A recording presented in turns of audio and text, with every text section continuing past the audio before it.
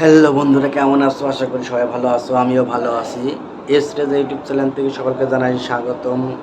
আজকে তোমাদের সাথে আলোচনা করতে এসেছি কলকাতার সবথেকে একটা আকর্ষণীয় সিনেমা, যেটা এই পুজোয় রিলিজ পাচ্ছে।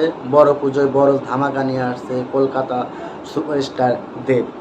আর এই দেবের নতুন যে সিনেমাটা, অলরেডি নতুন সিনেমাটা ট্রেলার প্রকাশ পেয়েছে। যে কোনো মুহূর্তে এই সিনেমার দিনক্ষণ ঠিক করে রিলিজের ডেটটা প্রকাশ করবে। দেবের এই সিনেমার নাম টেক্কা। টেক্কা সিনেমা আসলে একটা মানে অসাধারণ সিনেমা হবে, কারণ টেক্কার মধ্যে একটা মাহিত্য আছে, যেখানে দেব নিজের চাকরিটা বাঁচানোর জন্য একটা মেয়েকে কিডন্যাপ করে। সেই মেয়েকে নিয়ে এই ছবির কাহিনী। এই ছবির মানে মূল যে পটভূমি, সেটা হলো একটা মেয়েকে কিডন্যাপ করা নিয়ে তার এই ছবি।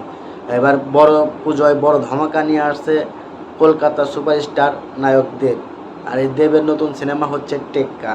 এখানে টেক্কা সিনেমায় অভিনয় করেছে সুপারস্টার নায়ক দেব, স্বস্তিকা, তারপরে হচ্ছে সৃজিত এবং নাম না জানা আরও অনেক অভিনেতা।